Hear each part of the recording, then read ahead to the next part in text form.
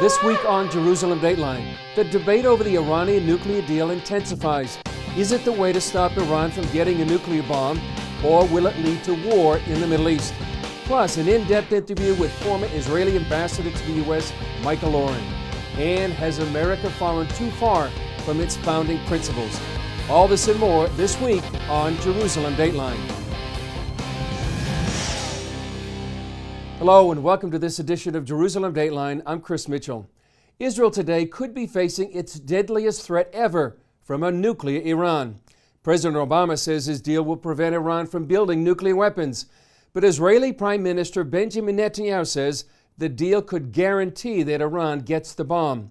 Israel is lobbying against the deal, while the Obama administration is pushing in favor of it, as Congress begins its 60-day period to review the agreement. Most Americans who are familiar with the Iranian nuclear deal are against it.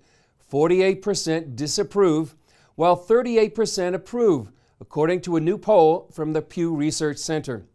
The poll comes as Defense Secretary Ashton Carter visited Israel to talk with Israeli leaders about the new nuclear agreement with Iran.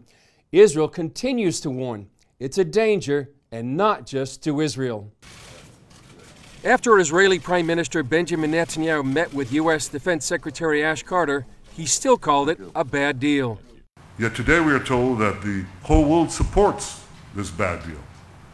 Well, that's just not true. Israel and many Arab states oppose this deal.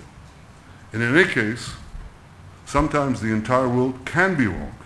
As the debate over the agreement shifts to Capitol Hill, Israeli officials are calling attention to the danger that Iran poses not just to Israel, but to the United States. When we're speaking about Iran, we are dealing with a country whose leadership calls for death to America.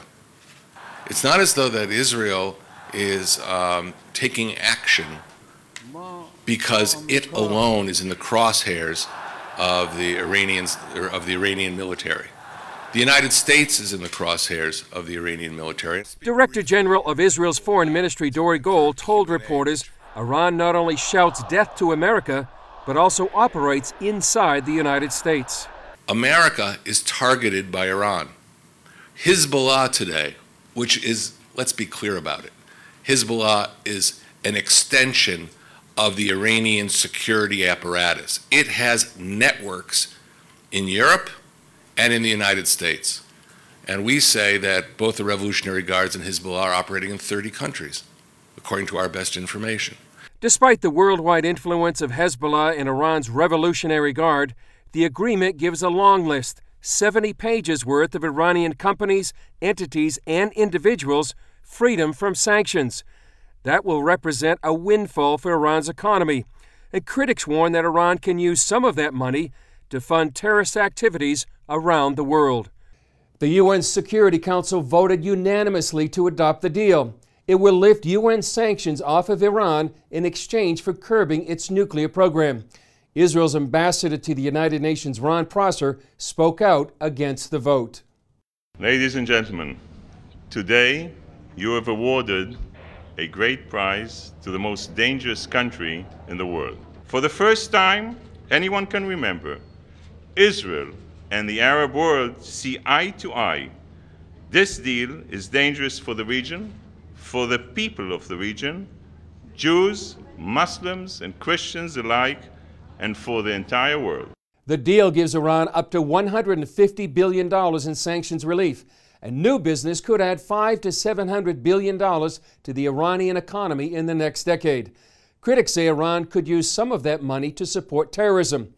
Both Republicans and Democrats on Capitol Hill criticized the Obama administration for going to the UN before taking it to Congress. After the deal, Supreme Leader Ayatollah Khamenei vowed Iran's policy toward what he called the arrogant United States would not change, and pledged to support its jihadist allies in the region. In the meantime, as one more sign of growing tensions in the region, 47% of Israelis would support a unilateral strike against Iran's nuclear program. Dale Hurd talked with David Waltzer, Israel's ambassador to the European Union and NATO, about the situation with Iran and other issues facing the Jewish state. Joining us now at our CBN News studios in Brussels is Israeli Ambassador to the European Union and NATO, Ambassador David Waltzer. Thanks for joining us. Good afternoon. Thanks for having me. What is at play here? Why make a deal with a country that has such a bad track record? I think that if you look at our region, the broader region, the wider Middle East, leaders, by and large, in the international community, tend to deal or tend to put out fires which are burning our fingers, and not deal with what's important, but with what is burning. And the notion that Iran can be, or might be, or should be a partner for us, the international community, I mean, in solving problems in the region, and therefore we better strike a deal with it, I think this is a big mistake. If you look at Iran's proxies in the region, all the way from Hezbollah in Lebanon, to the Shiites in Iraq, to the Houthis in Yemen, to what's going on in Syria, you can understand that a nuclear Iran, or Iran after a deal, Iran which will be equipped with much more money to support its struggle for dominance in the region, is a much more problematic, a much more dangerous. Some have even said, so what? Either we strike a deal or we go to war with Iran. I'm sorry, but those are not the only options. The international community has proven that tough sanctions do work, and Iran has come to the table. So why not go on using the measure you have been implementing successfully? How would you characterize relations between the Obama White House and Prime Minister Netanyahu's government? We have disagreements, and disagreements on some fundamental and basic issues, but those occur in the most intimate companies of even within families. So hostility, I don't think, reflects the reality of our relations. I think that Israel and the United States, or should I say the United States and Israel, are very close allies and very good friends. Are you surprised that we're again dealing with anti-Semitism in Europe? I'm not sure whether I'm surprised, but I hoped very much that 70 years after the Holocaust, anti-Semitism will definitely, or will never be on the rise again in Europe. And the fact that we are talking about it today, and the fact that Jews in this continent ask themselves whether they should stay here or leave, by itself is frightening. Is the time of the Jews in Europe over? I think that the threat is growing, and the dangers are much bigger than they used to be. By the end of the day, it should be the decision of every person whether he wants to pack and leave for Israel or for the States or for anywhere in the world. I think that the fact that people ask themselves this question is by itself frightening. Mind you, Jews have lived in this continent for thousands of years. The fact that they have to ask themselves whether it is still their home is by itself frightening. I can't help but ask, is there a feeling that in Israel that you're losing friends in the world, that the number of nations you can count on continues to shrink? We would like to be, if you wish, more popular, but we will stay the course. Mm-hmm. We know that we fight for something which is just, and we will stay the course. Well, I know our many CBN viewers that support Israel are praying for Israel and standing with it. Ambassador David Waltzer, thank you for joining us. Again, thanks for having me. Up next, we talk with Middle East expert Jonathan Spyer about how the nuclear talks will affect the region. Welcome back. Just before the Iranian deal was struck, we talked with Middle East expert Jonathan Spyer about how the nuclear deal with Iran would affect the region. He told us it would lead to a nuclear arms race. Well, it'll be a much, much more dangerous and volatile region, a region that is already very volatile politically in terms of being split by powerful states opposing one another in areas in which governance has effectively collapsed. The Iranians versus the Saudis / Turks / Qataris, also in Syria, you know, also in Iraq in a different way, also in Yemen in a different way. All those existing conflicts will be, of course, exacerbated by the parallel presence of a nuclear arms race and of proliferation of nuclear arms in the region. It'll exponentially increase the dangers in an already very dangerous neighborhood. And also about the sanctions relief that seems tied to the negotiations. It could release billions of dollars back to Iran. What impact would that have on the region? It will be huge. If this happens, it will be huge. The figure which many analysts talk about is $150 billion sitting there, mainly in frozen oil revenue. If that comes back online in the coming months, this will be an enormous shot in the arm for the Iranians, who are in danger of looking a little bit overstretched in recent months. They've got commitments in Syria, they've got the commitment in Iraq we were discussing earlier, they're committed to supporting the Houthis in Yemen, they're committed of course also to Hezbollah in Lebanon, they're supporting also Islamic Jihad and maybe also Hamas among the Palestinians.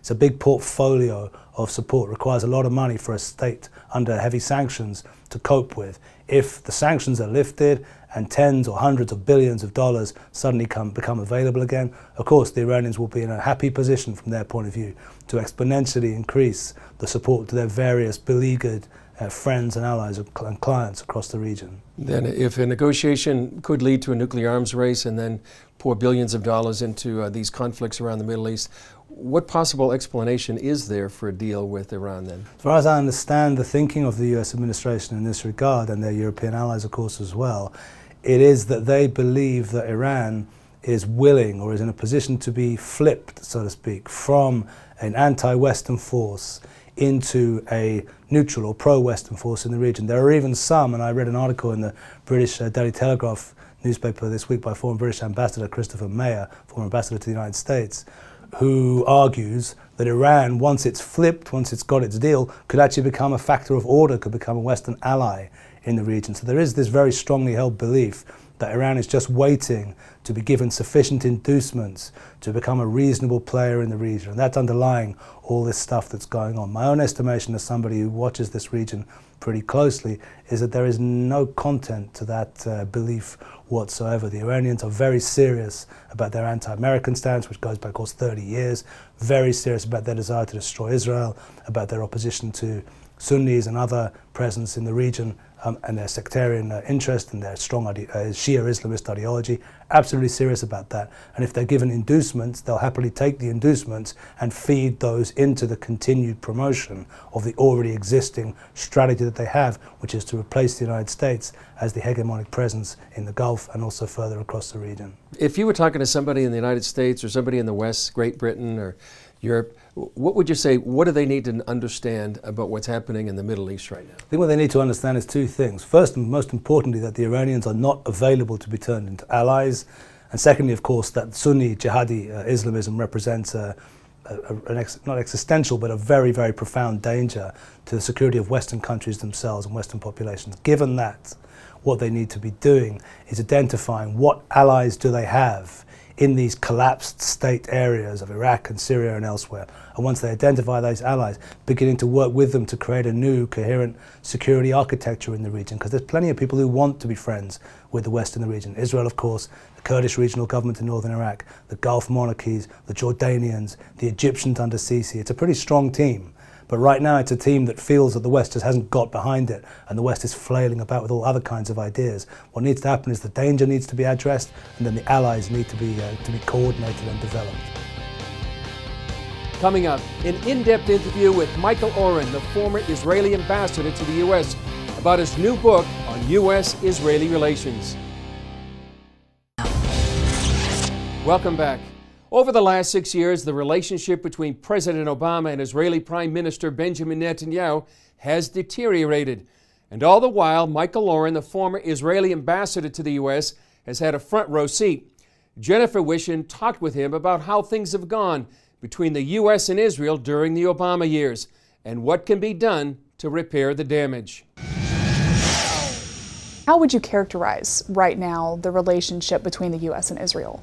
On one hand, the relationships really have never been better. Support for Israel in this country is pretty much at an all-time high. We have a certain difficult and complex relationship with this administration because the president had a worldview The worldview included very open support for the Palestinian cause, an open attempt to reconcile with Iran, and Iran wants to destroy us. So there's already a problem. The deal on the table now, which enables Iran to keep all of its nuclear infrastructure, its centrifuges, its facilities, that doesn't include research and development. They could make more advanced machinery that would enrich uranium even faster. That doesn't include the missiles. That it's not linked to Iran's behavior. Iran is the world's largest sponsor of state terrorism. If the agreement is not attached and linked in any way to a change in Iran's behavior, then it's a bad deal. And it endangers my country. But beyond that, it will endanger America. And people have to internalize that. I know it sounds very abstract, but understand they have missiles, and those missiles will be able to reach this studio in a matter of years, and those missiles have one purpose and one purpose only, and that is to carry a nuclear warhead. Can the damage that you say that President Obama has wrought on U.S.-Israeli relations be repaired? One of the most cardinal things we can do is to restore these two principles of what's called no daylight, no surprises. No daylight means we can disagree about all sorts of things, and two countries, even the closest allies, will disagree. But it's very important that we don't have our disagreements out in front of the world, because our enemies, our common enemies, will interpret that as weakness, and they'll use it against us. You're a member of the Knesset now. I am. Legislating is hard. We have a different political culture. In the Knesset, you yell and scream. So you never think of doing it in the Congress. People they don't exactly curse one another out, but I think if the seats weren't screwed down, people would be throwing them. All this is happening a 2-hour drive from ISIS. All right, the distance between where we're sitting in Philadelphia. You say that your greatest accomplishment, your greatest joy is having Israeli grandchildren. I just think that I'm the luckiest man going to be alive in history at this moment. And to come to this country, Israel, and to start with nothing. I came with a backpack, and back then it was 40 years ago, it was like the Wild West, and to build a family, and then to look at these two Israeli grandchildren is my greatest accomplishment in life. Jennifer Wishon, CBN News, Washington. Up next, has America lost its way and fallen too far from its founding principles? We examine if it's time for a U-turn for the U.S. Welcome back. Recently, America marked its 239th Independence Day, the birth of what many consider the greatest nation on earth. But as Paul Strand reports, many Americans worry that the country has fallen so far from its historic values that it's doomed, unless it makes a serious U-turn. This time of year, Americans are used to celebrating the nation's birthday and its greatness, but they may soon be mourning its downfall. That's the conclusion of researcher George Barna and historian David Barton in their book, U-Turn, Restoring America to the Strength of Its Roots. These authors say that the U.S. is entering its own version of the Dark Ages, that any civilization that's gone where America is headed now has gone to ruin. The founders gave us an amazing foundation, and for us to trample on it and say we're going to build a new one is folly. The authors point out those early Americans were shaped by the Bible and a Judeo-Christian worldview. They believed everybody should read through the Bible cover to cover once a year. That's what we did in school. That's what we did in spiritual life. That's what political leaders did.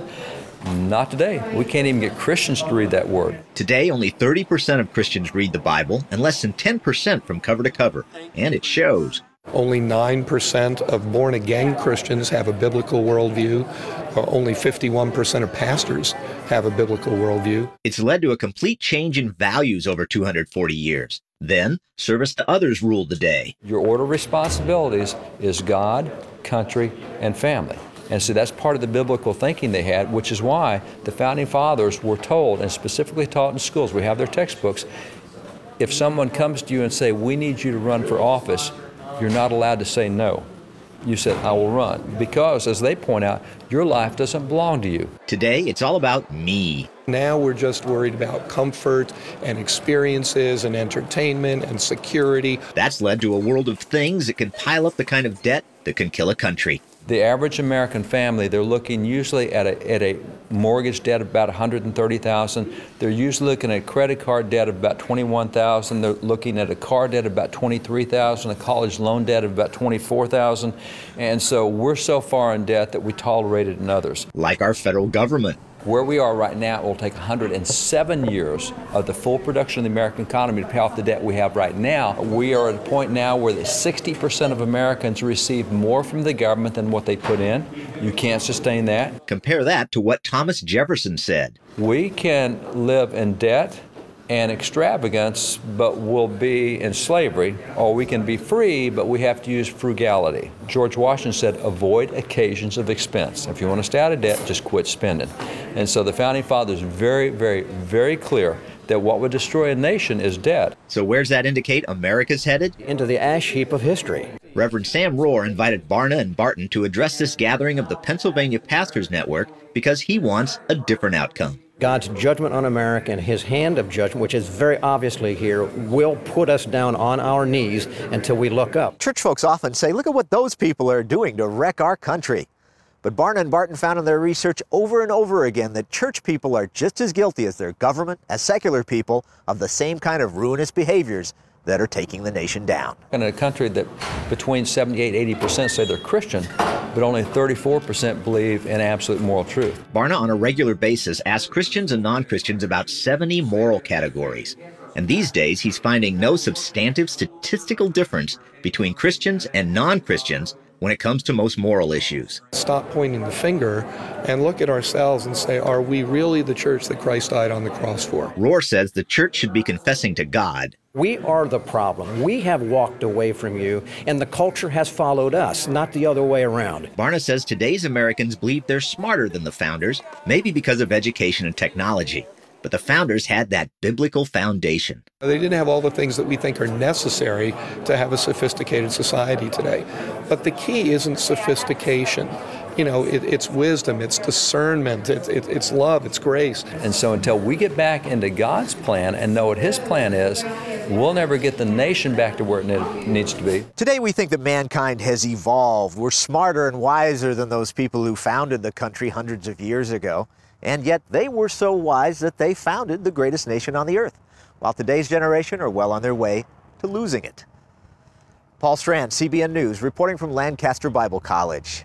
Well, Paul's story is a powerful reminder that what happens to the U.S. also has an impact here in Israel and throughout the Middle East. That's it for this edition of Jerusalem Dateline. Please follow us through the week on Facebook and Twitter. I'm Chris Mitchell. We'll see you next time on Jerusalem Dateline.